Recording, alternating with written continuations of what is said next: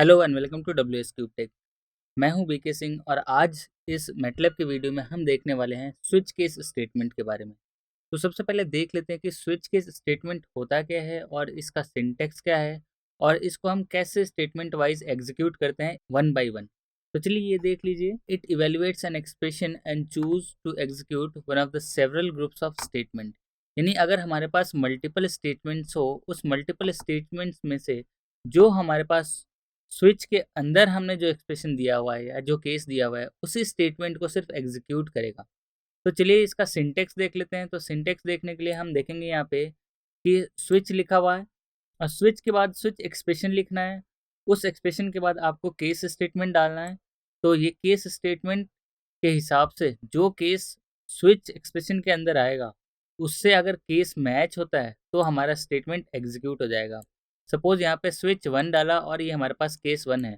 तो case one के अंदर क्या होगा कि केस वन सेटिस्फाई करेगा स्विच कंडीशन को, उस हिसाब से हमारा स्टेटमेंट वन एग्जीक्यूट हो जाएगा। उसी तरीके से अगर सेकंड केस के लिए मानते हैं कि ये सेकंड केस हो तो केस एक्सप्रेशन के अकॉर्डिंग हमारा स्टेटमेंट एग्जीक्यूट हो जाएगा। अगर स्विच के अंदर हमारे पास कोई भी स्टेटमेंट जो हमने केसेस लिए हैं उन केसेस में से मैच नहीं करता तो अदरवाइज स्टेटमेंट क्या होगा, हमारा एग्जीक्यूट हो जाएगा। तो इस टाइप से क्या होगा कि matching of the cases with the switch case, अगर ये होता है कंडीशन तो वो पर्टिकुलर केस एग्जीक्यूट हो जाएगा, अदरवाइज वाला जो स्टेटमेंट होगा वो हमारा एग्जीक्यूट होगा। तो चलिए यहाँ पे एक एग्जांपल लेते हैं। उस एग्जांपल से हम समझेंगे कि स्विच जो स्टेटमेंट है उस वो कैसे वर्क करता है और हम कैसे इनपुट देते हैं और उस हिसाब से अलग अलग केसेस में हम अलग अलग सेलेक्शंस कैसे करते हैं और हमारे स्टेटमेंट के अकॉर्डिंग हमारा एग्जीक्यूशन कैसा होता है। तो चलिए मैं यहाँ पे एक यूज़र से इनपुट कराऊंगा। तो यूज़र से इनपुट कराने के लिए हम एक वेरिएबल ले लेते हैं n और उसको हम यूज़र से इनपुट कराने के लिए जो कमांड ले रहे हैं वो इनपुट कमांड ले रहे हैं। और फिर यहाँ पे हम कमेंट लाइन में लिख देंगे एंटर अ नंबर। तो एंटर अ नंबर लिखते ही हमारे पास क्या आ जाएगा कि ये एज एन इनपुट हो गया जो यूज़र हमें रन टाइम पे प्रोवाइड करेगा। उस रन टाइम की वैल्यू पे, यानी जो भी यूज़र प्रोवाइड करेगा रन टाइम पे एंटर अ नंबर, वो हमारा एन के अंदर असाइन हो जाएगा। और इस एन पे अब हम स्विच केस स्टेटमेंट लगाएंगे। तो चलिए स्विच केस स्टेटमेंट लगाने के लिए यहाँ पे देखिए स्विच और इसका एक्सप्रेशन लिखना है। तो मैं यहाँ पे सिंपल सा स्विच लिख देता हूँ। स्विच लिख दिया और उसके बाद हमें एक्सप्रेशन लेना है। तो एक्सप्रेशन किस पे लगाना है, एन की वैल्यू पे। तो मैं यहाँ पे एन ले लेता हूँ। उसके बाद हमें केसेस लिखने पड़ेंगे। तो केसेस के लिए हम डायरेक्टली लिख सकते हैं केस वन। तो केस वन अगर इनपुट हमारे पास वन आता है तो हमारे पास क्या एग्जीक्यूट होगा। तो सपोज मैं सीक्वेंस में ले लेता हूँ -1 1 और 0 के हिसाब से। तो चलिए सबसे पहले मैं केस -1 ले लेता हूँ ताकि जस्ट आइडेंटिफिकेशन हो जाए कि हम क्या एंटर कर रहे हैं और उस हिसाब से हमारा क्या स्टेटमेंट एग्जीक्यूट हो रहा है। तो सबसे पहले देखिए केस -1 लेता हूँ। ये क्या रिप्रेजेंट करेगा कि हमारा नेगेटिव वैल्यू। तो चलिए केस -1 के अंदर हमें क्या डिस्प्ले कराना है। तो उसके लिए कमांड लिख दिया हमने डिस्प नेगेटिव ऑफ 1। तो ये हमारा क्या हो जाएगा कि जब भी अगर हम -1 डालते हैं तो ये जस्ट रिप्रेजेंट कर देगा कि it is a negative of 1 इस केस के अंदर जाके। सिमिलरली अगर मैं केस दूसरा लेता हूँ तो यहाँ पे देखिए मैं लिख देता हूँ केस 2। केस 2 के अंदर हम ले रहे हैं केस 0 के अंदर वैल्यू, यानी कि अब हम अगर 0 असाइन करेंगे तो हमारे पास जो स्टेटमेंट आएगा वो क्या डिस्प्ले कराना है। तो उसके लिए हम डिस्प्ले फंक्शन यूज़ कर रहे हैं और इसके अंदर हम लिख दे रहे हैं कि 0। तो हमने अगर 0 एंटर किया तो ये बता देगा कि हमारा 0 डिस्प्ले हुआ है या फिर 0 हमने एंटर किया। फिर जो थर्ड केस ले रहे हैं वो लिख देते हैं केस 1 या +1 के हिसाब से लिख सकते हैं ताकि हमें पता चल जाए कि इस केस के अंदर हमने 1 लिया है, वो भी पॉजिटिव के अंदर। तो मैं यहाँ से क्या करूँगा, इसको एंटर करके जस्ट डिस्प्ले कमांड का यूज़ करूँगा और उसके अंदर लिख दूँगा पॉजिटिव ऑफ 1 या पॉजिटिव वैल्यू ऑफ 1 और इसको सिंगल कोट के अंदर लिखना है और एंटर कर दिया, सेमीकोलन लगा दिया। तो ये हमारे तीनों केसेस हो गए। बट इसके अलावा अगर कोई नंबर इनपुट होता है तो वो स्विच केस कैसे कंपेयर करेगा। तो उसके लिए हमें एक अदरवाइज स्टेटमेंट लेना पड़ेगा।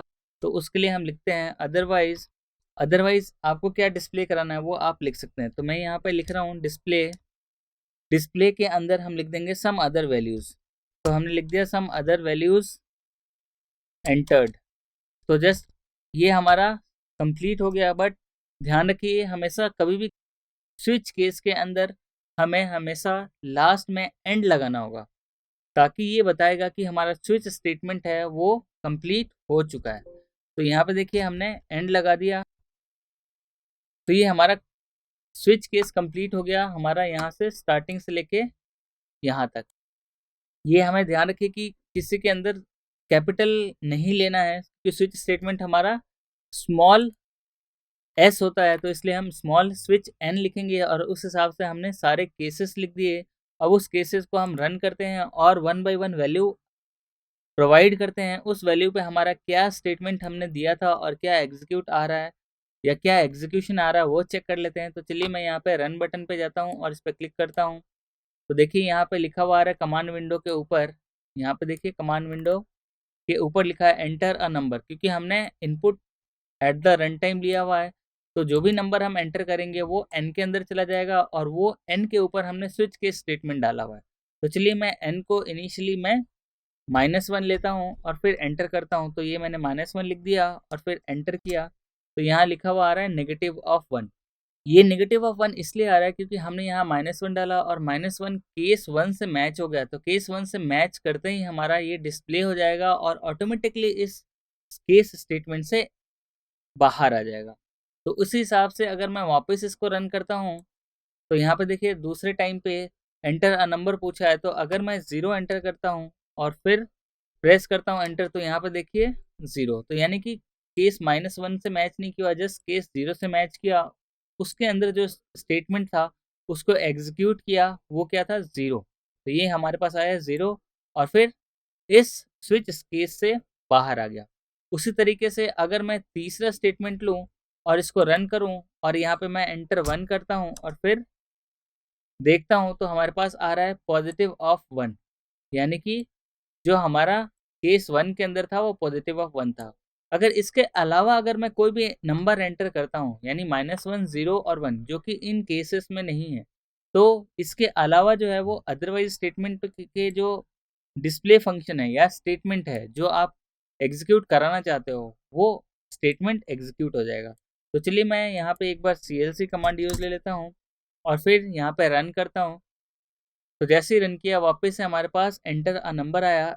इस बार मैं कोई भी नंबर डाल देता हूँ, सपोज 10, जो कि इस केसेस में नहीं है, यानी कि -1, 0 और 1 के अंदर नहीं है, ये 10 है। तो ये अदरवाइज स्टेटमेंट में आना चाहिए। तो अदरवाइज स्टेटमेंट के अंदर जो भी हमने डिस्प्ले कराया है वो डिस्प्ले हो जाना चाहिए। तो चलिए मैंने एंटर किया यहाँ पे, ये देखिए एंटर, यहाँ पे देखिए सम अदर वैल्यूज एंटर्ड। तो यहाँ पे जो डिस्प्ले कराया था हमने सम अदर वैल्यूज एंटर्ड, तो ये हमारा स्टेटमेंट एग्जीक्यूट हो गया। तो इस तरीके से हम स्विच केसेस लेके और एग्जीक्यूशन अपने केसेस के अकॉर्डिंग हम परफॉर्म कर सकते हैं। ये जनरली जब होता है जब हमारे पास मल्टीपल केसेस हो, उस मल्टीपल केसेस में से सिर्फ मुझे इंडिविजुअल केसेस के ऊपर कुछ ऑपरेशन परफॉर्म करने हो, तो हम वो ऑपरेशन परफॉर्म कर सकते हैं। सपोज एक अगर मुझे कैलकुलेटर डिज़ाइन करना हो, उस कैलकुलेटर के अंदर मुझे प्लस, माइनस और मल्टीप्लिकेशन एंड डिवीजन लेना हो, और स्विच केस हमें क्या रखना है कि हमें कौन सा ऑपरेशन परफॉर्म करना हो, वेदर प्लस, माइनस, डिवाइड और मल्टीप्लाई। तो उस केसेस में हम क्या करेंगे, केस ऐड के अंदर, केस सब्सट्रैक्ट के अंदर, केस मल्टीप्लाई के अंदर और केस डिवाइड, ये 4 केसेस बनाएंगे। उस एडिशन के अंदर हम क्या करेंगे, एडिशन परफॉर्म करेंगे। और उसके बाद हम क्या करेंगे, केस सेकंड के अंदर हम क्या करेंगे, परफॉर्म करेंगे सब्सट्रैक्शन। फिर केस थर्ड के अंदर अगर मल्टीप्लिकेशन लिखा है तो हम मल्टीप्लिकेशन परफॉर्म करेंगे। उस हिसाब से हम फोर्थ ऑप्शन के अंदर डिवीजन परफॉर्म करेंगे। तो ये केसेस हम अलग अलग ले सकते हैं। तो चलिए केसेस को अगर मैं नंबर से मैच करूं, तो नंबर से हम क्या कर सकते हैं कि इसी केस में चेंज करके हम ये जो कैलकुलेशन है वो अप्लाई कर सकते हैं। तो चलिए मैं इसी केस के अंदर या नया फाइल ले लेता हूँ, उसके अंदर मैं addition, subtraction, multiplication and division सारे परफॉर्म करूंगा। तो चलिए मैंने ये code as it is copy कर लिया। जो नेक्स्ट फाइल में ले लेते हैं, तो नेक्स्ट फाइल लिया हमने, उसको सेव कर देते हैं कंट्रोल एस से। Just simple calculator addition, subtraction, multiplication and division perform करने वाले हैं यूजिंग स्विच स्टेटमेंट। तो देखिए हमने फाइल का नाम दे दिया CALC1 और सेव कर दिया, और जो हमारा जो फाइल है CALC1.m, इसके अंदर हमने जो कोड लिखा था उसको पेस्ट कर दिया। अब इसके अंदर हम एंटर अब हम करेंगे कि हमें क्या करना है कि addition, subtraction, division and multiplication perform करना है। तो इसके लिए देखिए मैं सिंपल सा लिख रहा हूँ यहाँ पे कैलकुलेटर ऑपरेशन।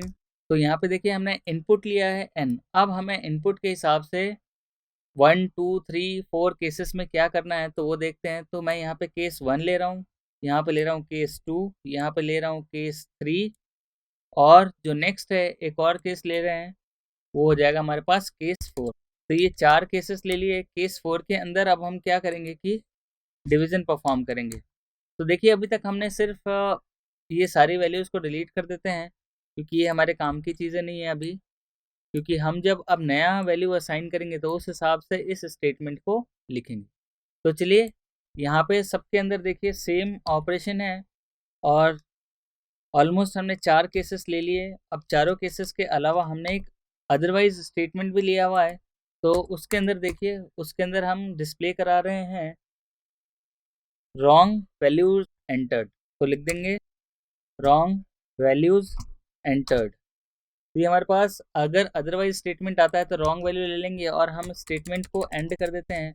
अब हमने सिर्फ क्या किया, हमने सिर्फ स्विच स्टेटमेंट का जस्ट असाइनमेंट, यानी कि स्विच केस के केसेस लिए हैं और एक्सप्रेशंस लिए हैं। अभी एक्सप्रेशन में क्या ऑपरेशन परफॉर्म करना है वो हमने नहीं लिया है। तो चलिए मैं यहाँ पे ले रहा हूँ वैल्यूज़, पहले ले लेता हूँ। तो वैल्यूज़ मैं ए ले लेता हूँ और बी ले लेता हूँ। तो ए की वैल्यू मैं लेता हूँ सपोज 10 और बी की वैल्यू लेता हूँ मैं 5। जस्ट सिंपल वैल्यूज़ लिए हैं ताकि कैलकुलेशन में हमें समझ में आ जाए और आप लोग केस स्टेटमेंट को परफॉर्म कर सकें। तो चलिए केस 1 के अंदर जो हम एक वेरिएबल और ले लेते हैं सी, जिसको हम असाइन कर देते हैं इनिशियली 0, और जब हमारा फर्स्ट केस आए तो डिस्प्ले हम कर देते हैं एडिशन, क्योंकि हम इसके अंदर एडिशन परफॉर्म करने वाले हैं। और जो स्टेटमेंट लिख देते हैं वो क्या आ जाएगा हमारे पास ए प्लस बी। तो हम एग्जीक्यूट करते हैं C equals to A plus B और यहाँ एंटर कर देते हैं। तो ये हमारे पास जो सी की वैल्यू है वो आउटपुट में आ जाएगी। तो चलिए मैं आउटपुट पे लाने के लिए यहाँ पे सेमीकोलन हटा देता हूँ ताकि रन टाइम पे ही हमारा एग्जीक्यूशन भी हो जाए। अब सेकंड केस के अंदर हम अज्यूम कर रहे हैं या ले रहे हैं कि हमें हमारा क्या होना चाहिए, सब्सट्रैक्शन। तो सब्सट्रैक्शन ले लेते हैं यहाँ पे। सब्सट्रैक्शन किसका होना चाहिए, सी के अंदर ही वैल्यू आनी चाहिए, लेकिन हमारे पास ए माइनस बी आना चाहिए। तो ए माइनस बी कर दिया हमने। तो सब्सट्रैक्शन के अंदर ए माइनस बी परफॉर्म हो रहा है। उसी के बाद हम केस थर्ड के अंदर मल्टीप्लिकेशन ले ले रहे हैं। तो मल्टीप्लिकेशन लिख देते हैं। तो मल्टीप्लिकेशन लिख दिया और इसका जो डेफिनेशन है वो डिफाइन कर देते हैं। तो C equals to A into B. A into B हमारे पास ऑपरेशन परफॉर्म होके आ जाएगा। आप चाहे तो ब्रैकेट लगाएं या चाहे तो नहीं लगाएं, क्योंकि ये सिंगल एलिमेंट वैल्यू है या सिंगल वैल्यू है तो मल्टीप्लिकेशन परफॉर्म हो जाएगा। केस 4 के अंदर हम डिवीजन ले रहे हैं। तो यहाँ पर लिख देते हैं डिवीजन, और इसके अंदर हम क्या कर रहे हैं operation c equals to a by b कर देते हैं। तो ए बाई बी करने से क्या होगा कि ये डिवाइड होके आ जाएगा। तो ये हमारे पास 4 केसेस आ गए। उसके अलावा अगर कोई केसेस आता है तो वो रॉन्ग वैल्यूज एंटर हम आउटपुट में दे देंगे। तो चलिए यहाँ से सेमीकोलन हटा देता हूँ और यहाँ से भी सेमीकोलन हटा देता हूँ, ताकि जब भी हम ऑपरेशन या नंबर सेलेक्ट करें तो उस हिसाब से हमारा आउटपुट में कैलकुलेट होके पहले ही आ जाए कि एडिशन, सब्सट्रैक्शन, मल्टीप्लिकेशन या फिर डिवीजन है। तो चलिए मैं यहाँ पे एक CLC और clear all close all command ले लेता हूँ, ताकि हर बार जो हमारे पास स्टेटमेंट आए वो नया नया आए। तो क्लियर ऑल, क्लोज ऑल और CLC, ये करने से क्या होगा कि जो कमांड विंडो है वो उसके ऊपर हमारे पास सारी ब्लैंक वैल्यू आएगी, यानी कि ये वर्क स्पेस भी क्लियर हो जाएगा और हमारा कमांड विंडो भी क्लियर हो जाएगा। तो चलिए मैं इसको रन करता हूँ। तो रन करने पे आया एंटर अ नंबर। हमें पता है 1 एंटर करने पे हमारा एडिशन होगा। तो चलिए पहले मैं 1 एंटर करता हूँ और फिर देखता हूँ। तो 1 करने पे हमारे पास क्या आया, वैल्यू आया हमारे पास 15। तो यहाँ पे देखिए n के अंदर हमने 1 डाला, यहाँ पे देखिए वर्क स्पेस के अंदर, तो हमारी c की वैल्यू क्या होके आ गई, ऐड होके आ गई। ऐड होने का मतलब a प्लस बी। तो यहाँ पे देखिए कमांड विंडो के ऊपर जस्ट एडिशन लिखा हुआ भी आ गया, क्योंकि इसके अंदर हमारा एडिशन परफॉर्म हो रहा है। तो चलिए वापस रन करता हूँ। इस बार हम देखते हैं सब्सट्रैक्शन। तो सब्सट्रैक्शन के लिए 2 एंटर किया और एंटर दबा दिया। तो यहाँ पे देखिए सब्सट्रैक्शन हो रहा है। सब्सट्रैक्शन में a माइनस बी हो रहा था, तो a की वैल्यू देखिए यहाँ पे 10 है, b की वैल्यू 5 है, और c के अंदर जो आया 10 माइनस 5 दैट इज 5। हमने नंबर के एंटर किया 2। तो चलिए इस हिसाब से अगर मैं तीसरा देखना चाहूँ, तो तीसरे के लिए हमारे पास मल्टीप्लिकेशन आएगा, और multiplication of a into b किया हमने, तो 10 इंटू 5 दैट इज 50। तो ये हमारे पास c के अंदर 50 आ रहा है। उसी तरीके से लास्ट देख लेते हैं, जो केस 4 एंटर किया था उसके अंदर हमारे पास डिवीजन था हमारे पास a बाई बी का। तो a बाई बी किया हमने, तो a की वैल्यू 10 है, b की वैल्यू 5 है, तो a बाई बी किया, तो हमारे पास आंसर आ गया 2। उस समय हमने नंबर का एंटर किया 4। तो यहाँ पे देख सकते हैं ये डिवीजन ऑपरेशन परफॉर्म किया हुआ है। और अगर मैं इसके अलावा कोई केसेस देता हूँ, तो चलिए मैं यहाँ पे रन करता हूँ। इसके अलावा सपोज मैं 6 केस एंटर करता हूँ जो है ही नहीं किसी केस के अंदर, तो क्या ऑपरेशन देगा। तो ये हमारे पास अदर अदर वाला जो ऑप्शन है वो डिस्प्ले कर देगा। तो चलिए मैं एंटर करता हूँ।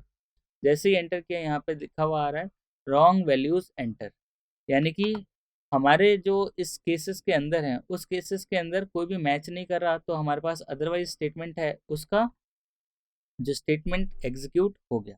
तो इस तरीके से स्विच केस को हम यूटिलाइज कर सकते हैं फॉर अदर वैल्यूज या for other group of calculation के लिए, कि सपोज मुझे एक केस 1 के अंदर कुछ पर्टिकुलर ऑपरेशन परफॉर्म करना हो, केस 2 के अंदर सम अदर ऑपरेशन परफॉर्म करना हो, और केस 3 के अलावा ऐसे n नंबर ऑफ केसेस हो सकते हैं जिसके अंदर हम अलग अलग ऑपरेशन परफॉर्म कर रहे हों, और वही सिर्फ ऑपरेशन एग्जीक्यूट हो जो हम सेलेक्ट करें।